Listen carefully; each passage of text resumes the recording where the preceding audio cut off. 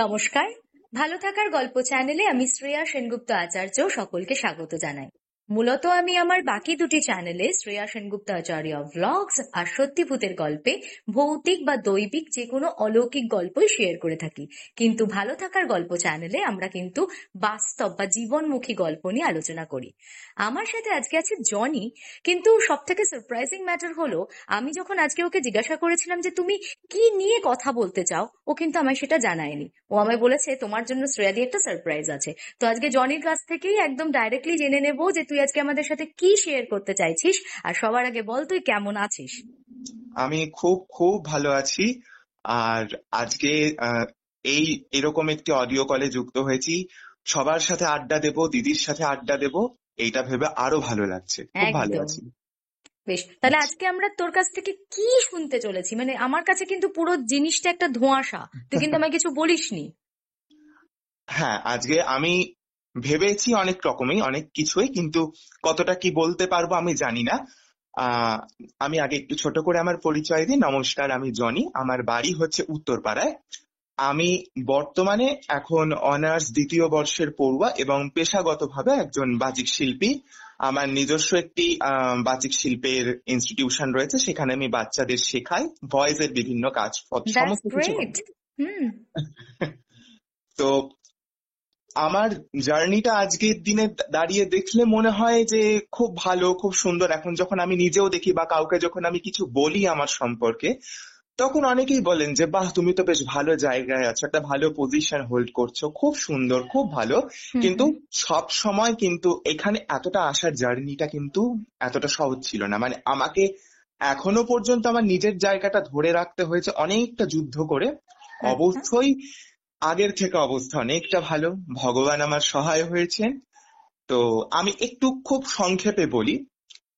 আমার জন্ম হচ্ছে 2004-এ। আমার মামার বাড়ি হচ্ছে দমদম নাগের বাজারে। আচ্ছা। তো আমার বাবা একজন বেসরকারি ফার্মে চাকুরিরত এখনো পর্যন্ত। মা হাউস ওয়াইফ ছিলেন।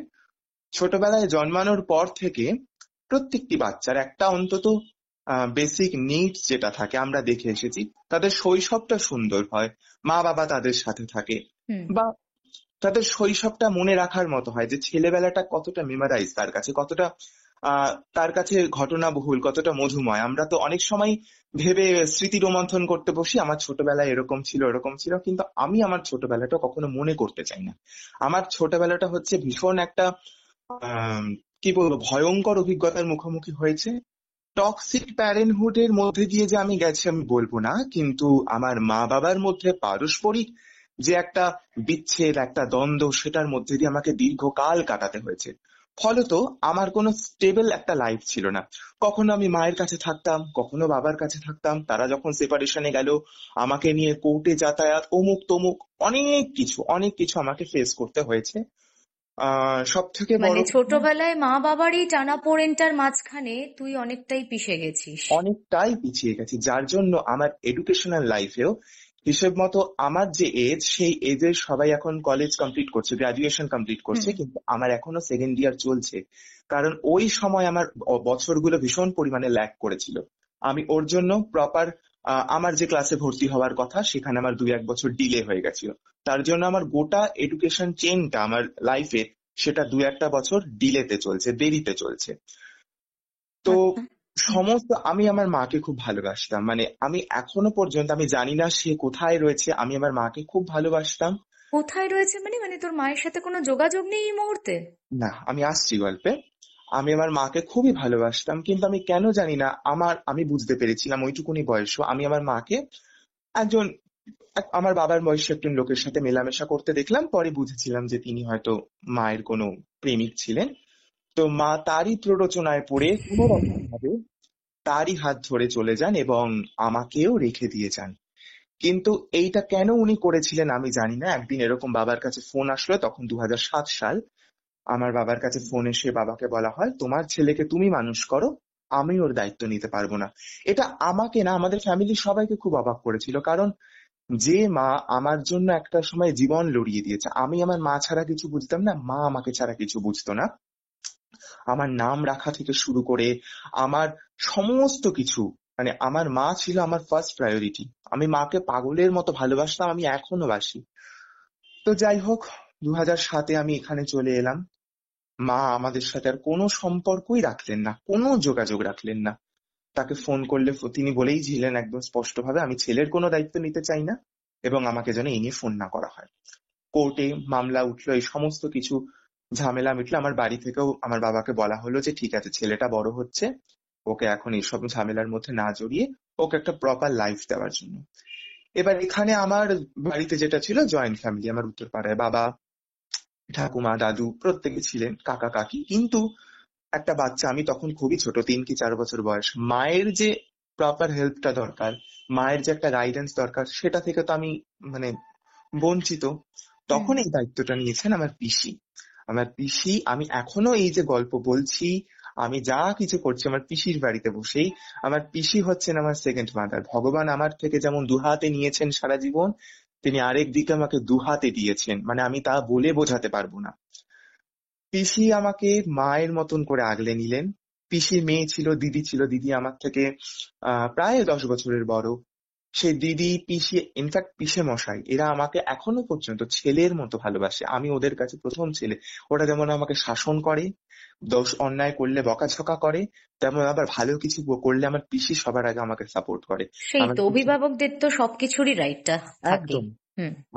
আর আমিও এখন সত্যি কথা বলতে যত বড় হয়েছি, পিসি আমার বেস্ট ফ্রেন্ড হয়ে গেছে। মানে এমন কোনো কথা বাহ। নেই যেটা পিসির সাথে শেয়ার করি না।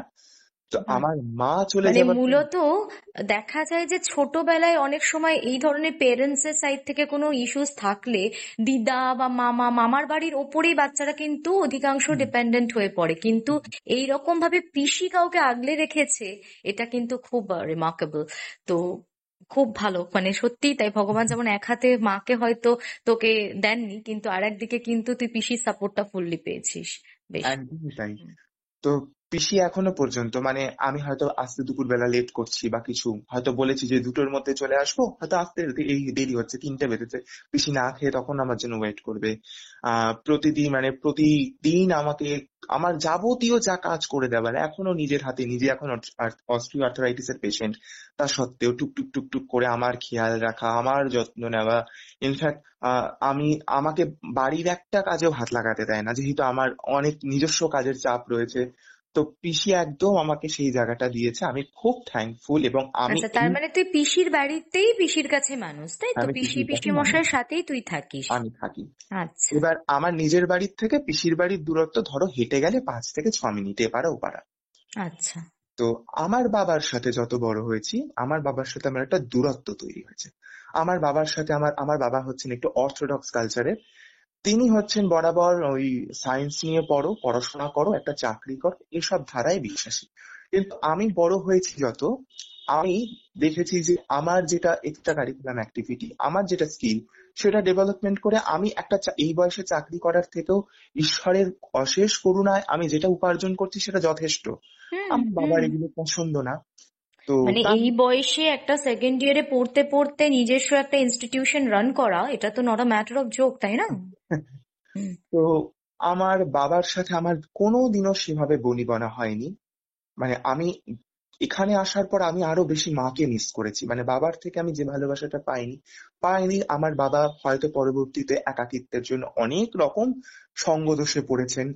বাজেভাবে টাকা ইনভেস্টমেন্ট করা, লোন তোলা, অমুক তমুকের জন্য সে তার নিজস্ব জীবনটাকে একদম, ইনফ্যাক্ট মানে এখন তার সাথে আমার সম্পর্ক এমন একটা পর্যায়ে পড়ে গেছে, সে তার জীবন নিয়ে ব্যস্ত, আমি আমার জীবন নিয়ে ব্যস্ত। ওই যেটুকুনি বাবা ছেলের মধ্যে সম্পর্ক, রক্তের টানকে তো অস্বীকার আমরা করতে পারি না, ব্যাস ওইটুকুনি, তাছাড়া আর বিন্দু মাত্র না। মানে আমি আমি যদি বাবাকে ফোন করি কোনো দরকারে, বা সে যদি আমাকে ফোন করে, আমাদের 5-6 সেকেন্ডের বেশি কথা হয় না। হয়তো এই কাজটা হয়ে গেছে, বা ওখানে ওই টাকাটা দেওয়া হয়ে গেছে, হ্যাঁ মেসেজ চলে এসেছে, ব্যাস। এই দরকারের বাইরে যে বাবা কেমন আছো, বা বাবার দুবেলা কি রেখে এসেছিস বা কিছু, এই সমস্ত কিচ্ছু না। জানি না সে কেন এতটা উদাসীন হয়েছেন, জানি না কি হয়েছে তার জীবনে, হয়তো সেও একটা ধাক্কা পেয়েছে। কিন্তু আমার মা চলে যাওয়ার পিছনে আমি এটা জোর গলায় বলতে পারি, এমন না যে আমি বাবাকে বাবাকে আমি নিশ্চয়ই পছন্দ করি, ছোটবেলায় আমি বাবাকেও খুব ভালোবাসতাম। মা চলে যাওয়ার পেছনে আমার বাবারও কিন্তু হাত রয়েছে। আমার মামার বাড়িতে অনেক প্রপার্টি, জমি জমা ছিল, প্রপার্টি ছিল। পরে জেনেছি আমার বাবা সেই সমস্ত কিছু নিজের করায়ত্ত করার জন্য মায়ের উপর প্রচুর অত্যাচার করতো। তো মা সে আচ্ছা। সময় অন্য কারোর প্ররোচনায়, যাই হোক, অন্য কারোর একটা একটা অপশন খারাপ পেলে আরেকটা অপশন লোকে যখন ভালো দেখে তখন তার সাথে সে চলে গেছে। হয়তো আমাকে সে রাখতে পারেনি, তার দিক থেকে কোনো অসুবিধা ছিল, তাই সে বলেছে আমি ছেলেকে রাখতে পারবো না। সে তার নিজের মতো করে লাইফটাকে বেছে নিয়েছে। এরকম ভাবে আমি বড় হলাম। 2020-তে আমার দিদির কাছে একটা ফোন গেল। আমার দিদি মানে আমার পিসির মেয়েকে, হুম। ভাগ্নিকে আমার মা খুব ভালোবাসতে, আমার দিদিও ভালোবাসতো। হুম। ফোন গেল। ফোন যাওয়ার পর হঠাৎ করে এরকম বললো, আমি তোমার বড় মামি বলছি, আমার বাবারা দুই ভাই, বড় মামি বলছি, আহ আমার ছেলেটা কেমন আছে। তখন দিদি বলেছে যে ও যথেষ্ট বড় হয়ে গেছে, এখন এরকম ব্যাপার, তুমি কোথায় আছো, কি বৃত্তান্ত। তো সেভাবে কোনো উত্তর না দিয়ে বলছে, আমি যদি আমার ছেলেটাকে একবার দেখতে পেতাম। সেটা ছিল 2020-র সম্ভবত অক্টোবর মাসের কোনো একটা দিন, প্রথম দিকে বা সেপ্টেম্বরের লাস্ট উইকে। আচ্ছা। তারপরে আমি দেখলাম আমার বাড়িতে একটা গুঞ্জন, একটা অদ্ভুত লোকের মানে নিজেদের মধ্যে খুব আলোচনা করা। এরকম একদিন আমাকে বাবাই নিজে থেকে জানালো, বাবা না সরি, আমার পিসি জানিয়েছিল, ওটাও আমাকে আমার বাবা জানায়নি, যে তোমার মাকে খুন করা হয়েছে। তো আচ্ছা। হুম। আমি অবাক, কিন্তু আমি তার আগের দিনও রাত্রেবেলা অদ্ভুত একটা স্বপ্ন দেখেছি, মায়ের উপস্থিতি তারপরে টের পেয়েছি। আমি সেসব এখানে বলছি না, সেটা আমি কখনো এসবিজি-তে শেয়ার করব। আচ্ছা। কিন্তু আমি মানে বুঝতে পেরেছিলাম যে মা নেই। মানে ওই ঘটনাটা যখন ঘটেছে আমার মন থেকে বলেছিল আমার মা নেই। আমার মায়ের সাথে আমার এত বছর যোগাযোগ ছিল না, কিন্তু আমার মায়ের সাথে আমার একটা সূক্ষ্ম বাঁধন হ্যাঁ, এখনো কোথাও রয়ে তো গেছে। সে আত্মিক টানটা, নাড়ি ছেঁড়া টানটা থাকেই, তাই না? হ্যাঁ, হুম। মানে এখনো আমি আমার মাকে নিয়ে বলতে বসলে আমার খুব কষ্ট হয়। আমি জানি না আমার মা, আমি খুব ভাবতাম যে আমি যদি একটু বড় হতাম, আমি আমার মাকে ঠিক খুঁজে বার করতাম, অন্তত তাকে জিজ্ঞাসা করতাম যে তুমি কেন এটা করলে, বা তুমি এখন চলে আসো আমার সাথে, আমরা একসাথে থাকি বা কিছু। কিন্তু সেই সুযোগটা আমাকে তিনি দিলেন না। তো খবর এলো যে মাকে খুন করা হয়েছে, সেটা আমি জানতে পারলাম 1 সপ্তাহ পরে। তো যিনি আর কি খুন করেছিলেন, আমার মামার বাড়িতে মা আর দিদা ছাড়া কেউ ছিল না। তিনিও সম্পত্তির লোভে 6 মাস আগে দিদাকে খুন করেছিলেন, 6 মাসের মাথায় মাকে খুন করেছিলেন। এটা নিয়ে নাকি পরবর্তীতে কোর্ট কাছারি হয়েছিল অনেক, কিন্তু আমাকে বাড়ি থেকে কেউ এই বিষয়ে জড়াতে দেয়নি। পিসেমশাই পিসেমশাই স্ট্রিক্টলি না করে দিলেন যে তুমি এই বিষয়ের মধ্যে একদমই জড়াবে না, কারণ তোমার বর্তমান এখন একটা লাইফ চলছে, তুমি এই বিষয়ের মধ্যে একদমই আসবে না, কারণ তাহলে তোমার জীবনটা হ্যাম্পার হবে। আমরা চাইছি না তুমি এই বিষয়ের মধ্যে এখনই ঢুকে পড়ো। এরপরে আমি, আমার একটা প্রচন্ড খারাপ লাগা তৈরি হয়েছিল, একটা দুঃখ তৈরি হয়েছিল যে মাকে সত্যি আমি সেভাবে পেলাম না জীবনে কখনো। কিন্তু এই যে বললাম, মায়ের সাথে তো একটা আত্মিক বন্ধন ছিল, কোথাও হুম। গিয়ে সেটাকে আমি ভুলতে পারিনি। এখনো পর্যন্ত আমার খুব খারাপ লাগে, কষ্ট হুম। হয়, কিন্তু আমি একটা প্রেজেন্স তার অনুভব করি। আচ্ছা, আমার আহ মা এভাবেই চলে গেলেন, আমার শৈশবটা এভাবেই শেষ হলো। এখন তো আর শৈশব নেই আমার, এখন আমি যৌবন হয়ে একদম প্রাপ্তবয়স্ক হয়ে গেছি। হুম। যাক, তো ছোটবেলায় আহ আমি এখানে আসার পর আমি একটু অন্যরকম ছিলাম, আমি আর 5টা বাচ্চার মতো ছিলাম না। আমি একটু মানে নিজেকে রিজার্ভ রাখতাম, সবসময় বই পড়া বা অমুক তমুক, একটু বোকা বোকা যা হয় আমার, সেভাবেও তো সেভাবে আমি চালাক হতে পারিনি। তো দেখতাম মানুষ আমাকে প্রচুর ভাবে ঠকাতো, সে ছোট বয়সে আমার ক্লাসমেটরা, আমার মানুষজন আমাকে প্রচুর ভাবে বিট করতো, আমাকে প্রচুর ভাবে হ্যারাস করতো। কিন্তু আম, মানে আমি তখন একটা জিনিস বুঝেছিলাম যে আমাকে শিক্ষিত হতে হবে। আমি যদি শিক্ষিত হতে পারি, আমি যদি পড়াশোনা করতে পারি, আমার আমার আমাকে কারোর ক্ষমতা নেই যে আমাকে সে পেছনে ফেলে, পেছনে ঠেলে দেয়। একদম। আমি হুম। আমি পড়াশোনা করা শুরু করলাম। আমি এখনো পর্যন্ত পড়াশোনাকে খুব ভালোবাসি। আমার জীবনের প্রথম ভালোবাসা হচ্ছে শিক্ষা। শিক্ষার্থে আমি সবাইকে বলি যে পড়াশোনার থেকে বড় কিছু হয় না, পড়াশোনা করো, জান প্রাণ লড়িয়ে দিয়ে পড়ো, যেভাবেই হোক পড়ো। সেই। পড়াশোনা করলাম, আমার রেজাল্ট প্রচন্ড ভালো ছিল, আমি মাধ্যমিক উচ্চ মাধ্যমিকে ভালো ভালো র্যাঙ্ক হোল্ড করেছি। হুম। তারপরে আমি দেখলাম পড়াশোনা করতে করতে যে মার্কশিট সব কথা বলে না। আজকে একটা লোক যদি আমাকে কিছু বলে, আমি কি তাকে বলতে পারবো এই দেখো আমার মার্কশিট, আমি অঙ্কে এত নাম্বার পেয়েছি, সায়েন্সে এত পেয়েছি, বাংলায় এত পেয়েছি, দেখেছো? তুমি আমাকে কি বলছো? কিছু বলতে পারবে না। এটা হয় না। আমি দেখলাম পৃথিবীটা অনেকটা পাল্টে গেছে আগের থেকে। একদম। তখন আমি আমার স্কিল ডেভেলপমেন্ট করা শুরু করলাম। হুম। আমাকে দেখে যাতে আমাকে নিয়ে মানুষ কোন রকম কথা না বলতে পারে। ছোটবেলায় অনেকে দেখতাম আমাকে বলতো, আরে ওর মা নেই, ইস, আমার এটা খুব খারাপ লাগতো। আমার মা নেই, আমার বাবা আমাকে হেল্প করে না, সেটা আমার দোষ নয়, এটা আমার করুণা, এটা আমার কোনো দুর্বলতা নয়, এটা আমার কোনো করুণা নয় যে আমি করুণা ভিক্ষা করে সবার থেকে এই করে নেবো। অ্যাটিটিউডটা কিন্তু সকলের থাকে না, বরং অধিকাংশ মানুষ কিন্তু সিম্প্যাথি গেইন করতেই ব্যস্ত থাকে। তো আমার খুব ভালো লাগলো যে প্রথমে এতটা ছোট বয়সেই তোর মধ্যে এই লেভেল অফ ম্যাচুরিটি, যেখানে তুই সিম্প্যাথি বা এমপ্যাথির কোনো বদর করিস না। That's great. ওকে। আমি ভাবলাম যে এরকম মানে আমি তো কোনো করুণা নই, আমার তো এটা তো দয়ার বিষয় না, আমি কেন দয়া নেবো এইভাবে লোকের থেকে। আমি নিজেকে এমন ভাবে তৈরি করলাম যাতে কেউ আমাকে আমার ব্যাকগ্রাউন্ড জানতে না চায়, আমার ভেরি গুড। বর্তমানটাকে দেখে। হুম। তো ঈশ্বরের আশীর্বাদে আমার মাথার উপর যাদের যাদের হাত রয়েছেন, সে ভগবানের ইচ্ছায় আমি সত্যি পেরেছি। জীবনে তো সব পারা এখনো হয়ে ওঠেনি, কিন্তু আমি পেরেছি। যারা আমাকে এক সময় খুব বাজে কথা বলতো, আমার ক্লাসমেটরা, আম, আমি আগেই বলেছি যে আমি আমাকে যারা এসবিজি তে শুনেছেন তারা জানেন যে আমি এই কমিউনিটি থেকেও বিলং করি না, আমার একটু ওরিয়েন্টেশন আলাদা। তো সেই সমস্ত নিয়ে যারা আমাকে বাজে কথা বলতো, ছোট কথা বলতো, আজ তারা আছে আমার কাছে। তারা আমাকে মানে আমার ভালো লাগে, আমি যদি ফেসবুকে একটা কিছু কন্টেন্ট পোস্ট করি, তারা আমাকে সেখানে মানে কমেন্ট তুই করবে। নিজের সম্মানটা নিজেই অর্জন করে আমি নিয়েছিস। সম্মানটা আমি অর্জন করেছি আমার জীবনে, আমি যতটা উঠেছি পেছনে কারোর হাত নেই। পিসি পিসে মশাই তারা আমাকে সেই জায়গাটা দিয়েছে, সাপোর্ট যেখান করে থেকে গেছেন। সেই হুম। মাটিটা দিয়েছেন যেখান থেকে গাছটা বেড়ে উঠেছে। কিন্তু জীবনে এত মানুষের প্রতি আমি হয়েছি, মানে বীতশ্রদ্ধ হয়েছি। আমি এখন সত্যি কথা বলতে আমার মানে আমি হয়তো বয়সের থেকে একটু বেশি ম্যাচিওর হয়ে গেছে। আমাকে সবাই বলেন, স্কুলে পড়াকালীন শুনেছি, তুমি খুব ম্যাচিওর, তুমি খুব ম্যাচিওর। আমার সত্যি নিজস্ব বয়সী কোনো বন্ধু বান্ধবের সাথে খুব একটা পরিচয় নেই। আমার এই তোমাদের মতো বয়সী দাদা, দিদি, এদের সাথে বসলে পরে আমি একেবারে আসর জমিয়ে দিই, গল্প করি। আরেকটা মানুষ যেটা আমার সম্পর্কে বলে, যেটা আমি নিজে তৈরি করেছি, আমি না বুঝেছি শ্রেয়াদি, যে তুমি যদি নরম মাটি হও, মানুষ তোমাকে আঁচড়ে কামড়ে খাবে। ভীষণ কোপাবে। ঠিক ঠিক। নিজেকে একদম শক্ত হতে হবে। ও যদি ঘুরিয়ে একটা কথা বলে, না না থাক, যে বলে সে হয়। আমি ঘুরিয়ে, আমি প্রচন্ড মানে আমি যা মুখ করি, আমার যা ঝগড়া করি, মানে আমার সাথে মুখ লাগাতে গেলে লোকে 10 বার ভাবে, কিন্তু আমি এটা করি কারণ কেউ যেন আমাকে পেছনে ফেলতে না পারে। ওই দয়ার জায়গাটা কেউ যেন আমাকে দেখাতে না পারে যে আহারে, দেখো ওর তো ওর জন্য তো কেউ নেই, ওর হয়ে তো কেউ নেই। মানে আমি কখনো এটাকেই করি না যে আসলে আমি। ছোটবেলার কিছু মানুষের তাচ্ছিল্য, লাঞ্ছনা, সেই জায়গাগুলো থেকেই কিন্তু তোর মধ্যে এই যে বিকাশটা সেটা ঘটেছে।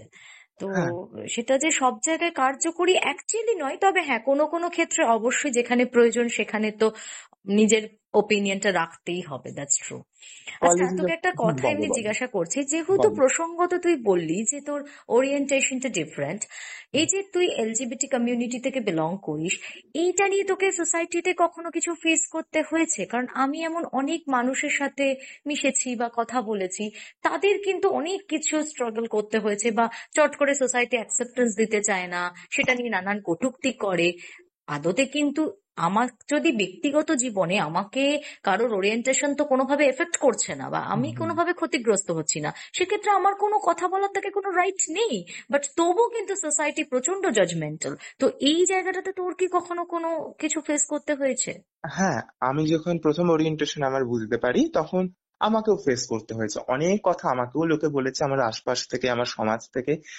কিন্তু যেটা ভালো কথা, আমার বাড়ি আমাকে সাপোর্ট করেছে। আমার পিসি আমাকে প্রথম বললেন যে তোমার কি এরকম কোনো ব্যাপার আছে, আজকালকার দিনে সবাই সবই জানে, যে তোমার কি এরকম কোনো ভালো, তোমার কি কোনো ছেলেকে ভালো লাগে, তুমি আমাদেরকে বলতে পারো, তুমি কি সবার থেকে একটু আলাদা, তুমি আমাদেরকে বলতে পারো। তো আমি বলেছি। তখন তারা বললো ঠিক আছে, তুমি তোমার নিজের পায়ের মাটি শক্ত রেখে যেটা ইচ্ছে করতে পারো, আমাদের কোনো অসুবিধা নেই। কিন্তু তোর তোমাকে পিসি একটা ভীষণ মানে অসাধারণ মানুষ, বিশ্বাস কর।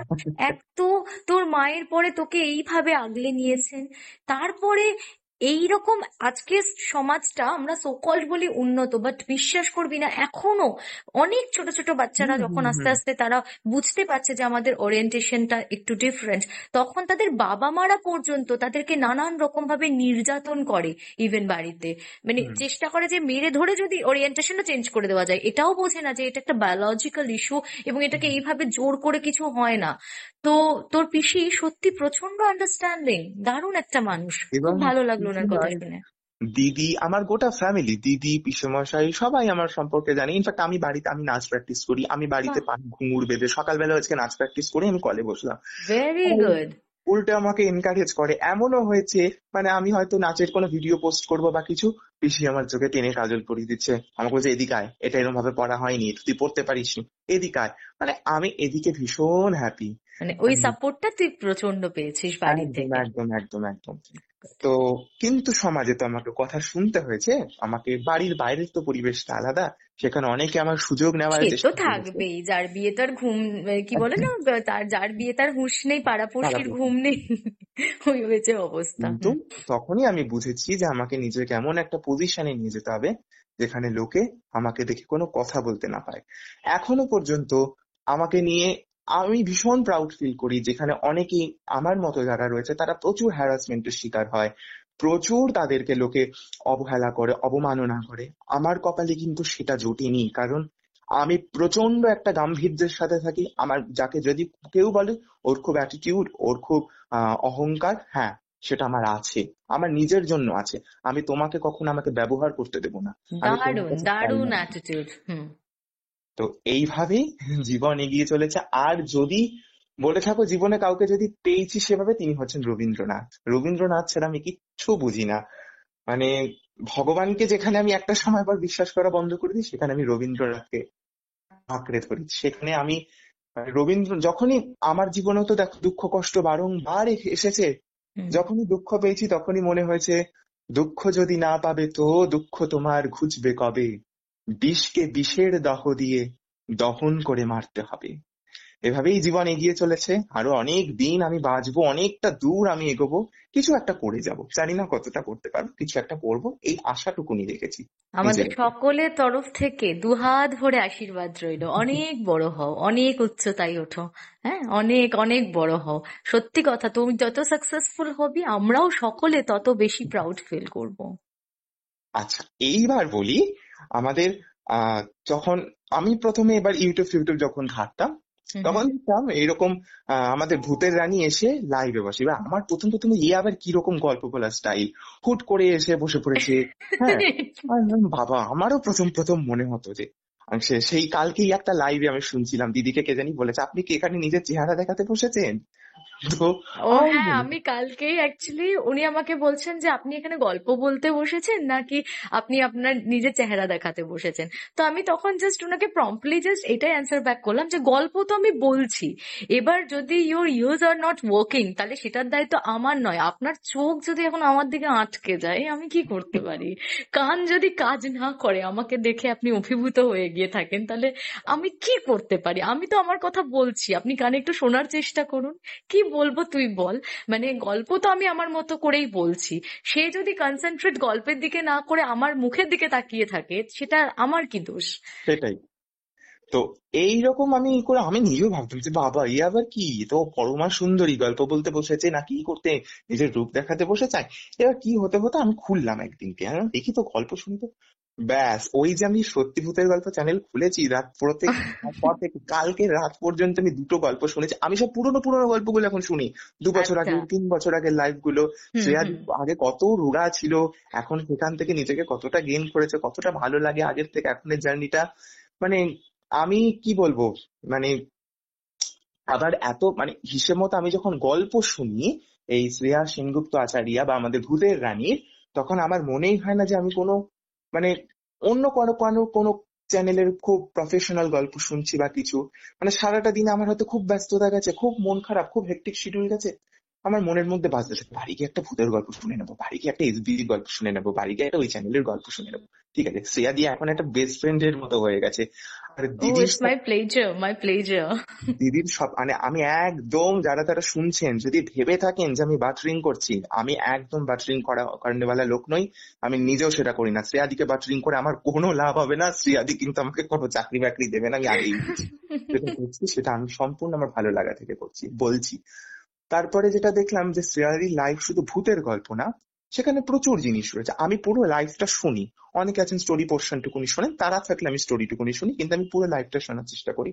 এই যে কথার রিপ্লাই, এই যে কনভারসেশনের স্কিল, যেভাবে কথা বলতে হয়, উল্টো দিকের মানুষটাকে যেভাবে বোঝাতে হয়, এটা গল্প বলা একটা খুব কঠিন চ্যালেঞ্জিং জিনিস। উল্টো দিকের মানুষটাকে বসিয়ে রাখা, যে তুমি বসে আমার গল্প শোনো, মানে এটা এটা তোমার গল্প কেন শুনবে? এই তো কত ভালো ভালো চ্যানেল রয়েছে, গল্প রয়েছে, অডিও এফেক্ট, ভিজুয়াল এফেক্ট দিয়ে তারা গল্প বলে, তাদের একদম, গল্প কত শুনবে। সুসজ্জিত সেই চ্যানেলগুলো হুম, বল, ওয়েল ডেকোরেটেড।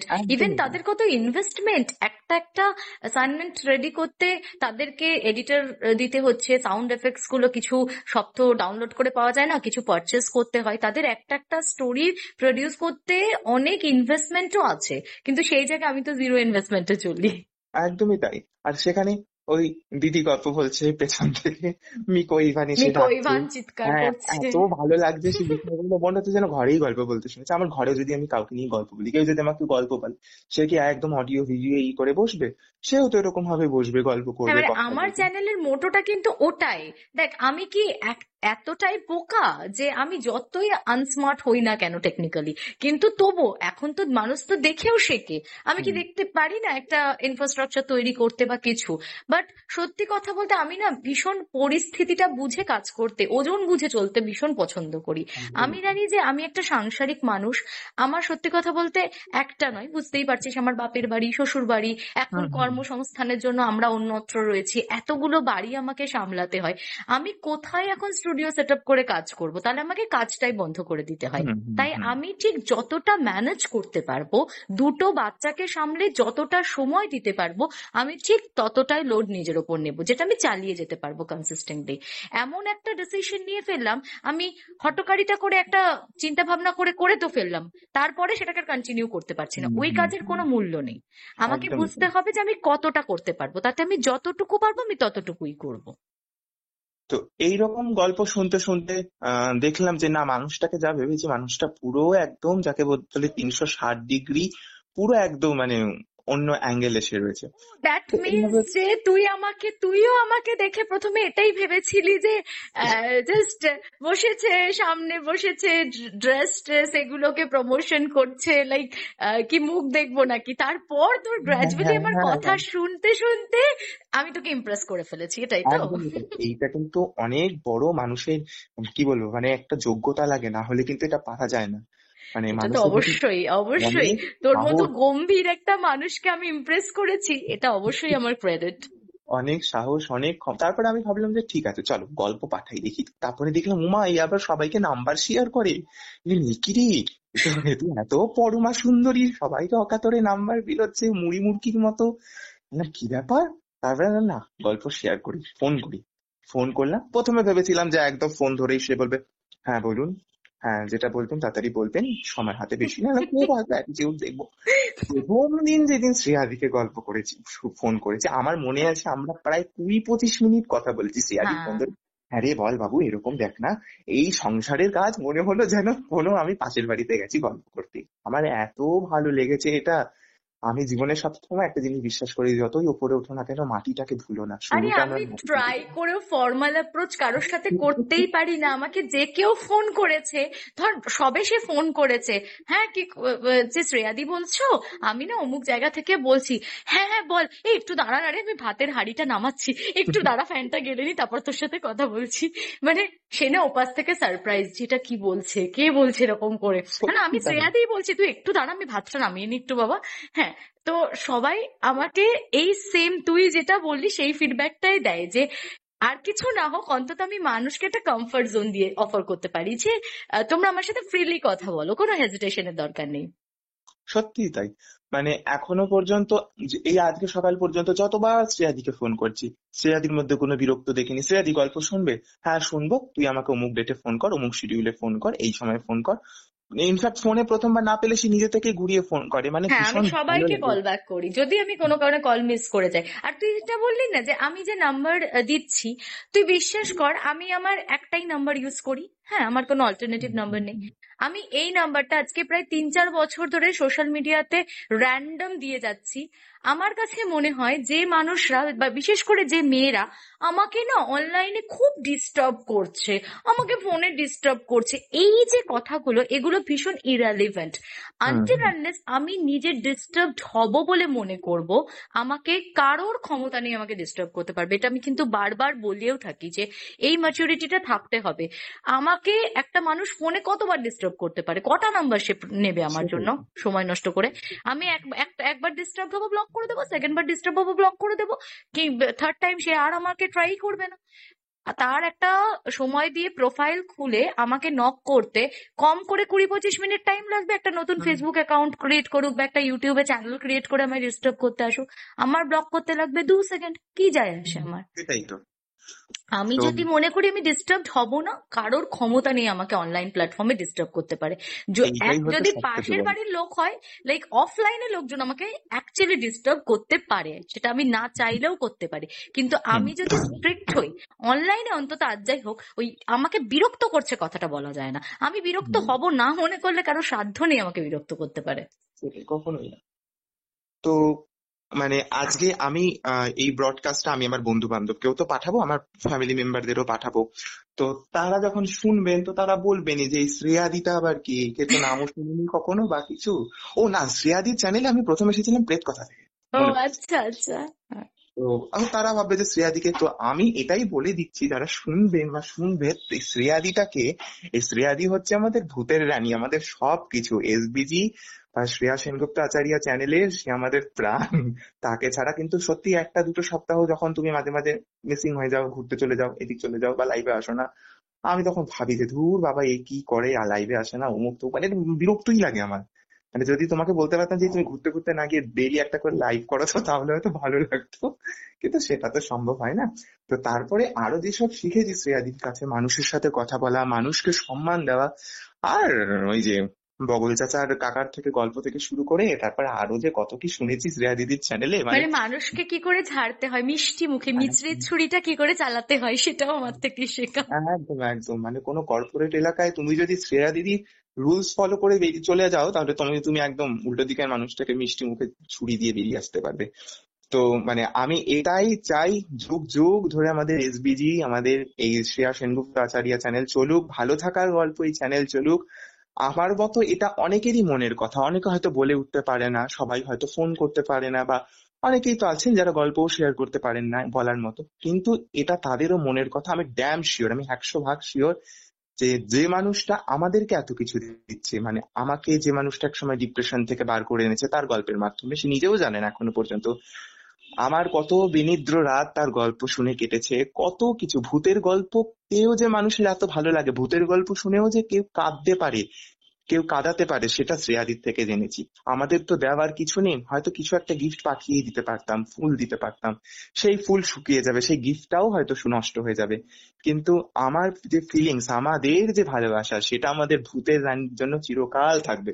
আমাদের ভূতের রানী যুগ যুগ জিও, হ্যাটস অফ স্যালুট তোমাকে, অনেক অনেক ভালো থাকো, আমাদের অনেক কিছু দাও আরো মাই তোমার ঋণ গুডনেস, ইউ মেড মি আমরা। ক্রাই।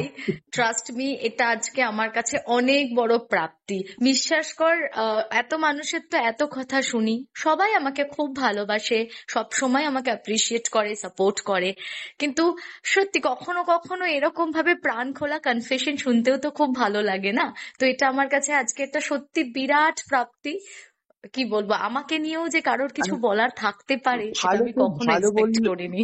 ভালোকে ভালো বললে কখনো কেউ খারাপ হয় না, মানে অনেকেই দেখেছি প্রশংসা করতে পারে না, হ্যাঁ ঠিক আছে খারাপ না, এমন অনেককে আমি দেখেছি আমার লাইফে, কিন্তু ভালোকে ভালো বলা, সুন্দরকে সুন্দর বলার মতো স্বস্তি আর কিছুতে নেই। রবীন্দ্রনাথের একটা কথাতেই তিনি বলছেন যে যে লোকের প্রশংসা করতে পারে তার থেকে বড় মন, তার থেকে বড় ধনী আর কেউ নেই।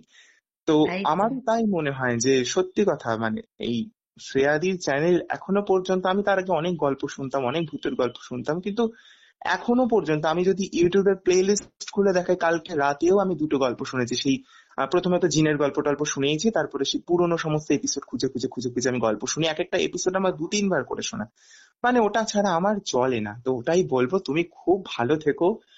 আর সত্যি কথা বলতে, কখনো যদি তোমার কোনো প্রয়োজন লাগে, জানি আমরা সবাই তোমার পাশে আছি, যদি কোনো প্রয়োজন লাগে, তোমাকে যদি কখনো কোনোভাবে হেল্প করতে পারি, তুমি নির্দ্বিধায় আমাকে জানিও, আমার ব্যক্তিগতভাবে খুব ভালো লাগবে, তুমি আমাদেরকে অনেক কিছু দিয়েছো। না আমি চাই তুমি সত্যি বারবার প্রচন্ড কথা বলো। সৌভাগ্যবতী যে আমাকে তোরা এই রকম করে আপন করে নিয়েছিস। আমার মনে হয় মানে খুব সীমিত মানুষ আছে যারা এই রকম নিঃস্বার্থ ভালোবাসার অধিকারিণী, আর আমি তাদের মধ্যে একজন। তো আমি গেলেই ওরা আমার সঙ্গে আমাকে ভালোবাসে, আমার গল্প ভালোবাসে, অ্যান্ড জেনুইনলি তারা আমাকে কেউ নিজের মেয়ের মতো ট্রিট করে, কেউ নিজের দিদির মতো, কেউ বোনের মতন। মানে যে আন্তরিকতা আমি পাই না, সত্যি কথা বলতে আমি ভীষণ ভাগ্যবতী। আমি সত্যি মানে আপ্লুত, ভগবানের কাছে আমি কৃতজ্ঞ যার কিছু না হোক আমাকে এই এত ভালোবাসার মানুষ দিয়েছে। So thank you so much for everything. আজকের একদম। এপিসোডটা একদম মানে আমি শেষের এই মোড়কটা একবারেই এক্সপেক্টই করিনি, মানে ভাবতেই পারিনি যে আমাকে নিয়েও কারোর এত কথা থাকতে পারে। আজকে সত্যি আমার আসলে এত আমি ভালো লাগলো, আমি এটা প্রথমে যখন আনএক্সপেক্টেড। প্রথমে যখন বলবো ভেবেছিলাম, প্রথমে ভেবেছিলাম আমি, তারপরে বললাম যে ঠিক আছে, আমরা তো অনেকেরই একটু জীবনে সমস্যা থাকবেই, চলতে গেলে সমস্যায় পড়বো, নিজের সমস্যার কথা ফেনিয়ে ঘোলা করার কোনো মানে হয় না। ঠিক আছে, তবে আমি আমার পার্সপেক্টিভে আমার কথাটুকুনি বলে আমার মনে হলো যে না, যে আমাদের জন্য এই প্ল্যাটফর্ম করে দিয়েছে তাকে নিয়ে কিছু বলা উচিত। তার তো কোনো দিন হয় না, আমার যেমন আজকের দিনটা, আমরা যেমন একটা দিন সেলিব্রেট করি, নিজেকে বলি শুনি, তার তো কোনো সেলিব্রেশন নেই, তো তাকেই দিই ইউ আজকের মেড মাই দিনটুকু। Day, you made my day, thank you so much. সকলে আর খুব ভালো থাকবেন। বেশ, নিশ্চয়ই। আর একটা কথা বলি, তুমিও ভীষণ ভালো থাকো। একদম আবার একদম। বলছি, একরাশ শুভেচ্ছা আমাদের সকলের তরফ থেকে। জীবনটা অনেক কঠিন পরিস্থিতির মধ্যে দিয়ে তুই কাটিয়েছিস, সময় তোকে অনেক বেশি ম্যাচিওর করে দিয়েছে, কিন্তু আগামী দিনে আরো শক্ত হ নিজেকে। একদম। তবে হ্যাঁ, যেমন তুই শক্ত, ঠিক তুই কিন্তু ঠিক ততটাই খুব ভালো সফট মনের মানুষ। তো সেই জায়গাটা, ওই মাটিটাকে তুইও আঁকড়েই থাকিস। কখনো আত্ম অহংকারে না না নিজের না। এই আজকের এই যে তোর ভেতরের যে একদম নরম সরম যে জেনুইন মানুষটা, সেটা যেন কখনো স্পয়েল না হয়ে যায়, সেটা খেয়াল একদম। রাখিস কিন্তু। তুই ঠিক একটা আছে। অত্যন্ত ভালো মানুষ, এবং আগামী দিনে আরো অনেক বড় থ্যাংক হ। ইউ। দেখবি হয়তো ভগবান একটা ফেজ তোকে অনেকটা কষ্টের মধ্যে দিয়ে নিয়ে গেছেন, আগামী দিনটা তোর অনেক সুন্দর হবে, এটাই আশা রাখি। আগামী দিনে নিশ্চয়ই তোর কাছ থেকে, তোর জীবন তো অনেক ঘটনা বহুল, আবারও একদম অন্য একদম। কোনো ঘটনা যদি কখনো শেয়ার করতে ইচ্ছা করে, একদম নির্দ্বিধায় আমাকে কল নিশ্চয়ই করে আসবো। নিবি, আমাকে কল টাইম বলে দিবি, আমরা আবার কথা বলবো, গল্প করব। আমার মনে হয় লিসনার যারা আছে, তোর বাচন ভঙ্গি ইনফ্যাক্ট এতটাই সুন্দর, তারাও তোকে থ্যাংক অবশ্যই ইউ। আবারও শুনতে চাইবে। হ্যাঁ, মানে বাচিক শিল্পী শুনেই আজকে আমি বুঝেছিলাম যে আজকের এপিসোডটা একদম রক অন হতে চলেছে। তো সত্যিই তাই, এত সুন্দর করে তুই নিজেকে প্রেজেন্ট করেছিস, হ্যাটস অফ। আর থ্যাংক ইউ। আমার যে বাকি বন্ধুরা আমাদেরকে শুনছে, এবার তাদের জন্য একটু বলে দিচ্ছি যে তোমরা নিশ্চয়ই নিজেরাও ভাবছো যে আমাদেরও তো অনেক কথা আছে জীবনে, সেগুলোও তো আমরা কোথাও কখনো প্রাণ খুলে শেয়ার করতে পারি না। তাদেরকে বলবো কোনো হেজিটেট করার দরকার নেই। 8240840618, এটা আমার নাম্বার। আমাকে ডেফিনেটলি এই নাম্বারে চটপট করে কল করবে, এবং তোমাদের যা ইচ্ছা, তোমাদের হাসি কান্না, দুঃখ কষ্ট, ভালো লাগা খারাপ লাগা, অ্যাডভেঞ্চার, যে কোনো ধরনের জীবনমুখী অভিজ্ঞতা আমার সাথে শেয়ার করতে পারো। আজকের মতো এপিসোডটা তাহলে এখানেই শেষ করছি। ধন্যবাদ।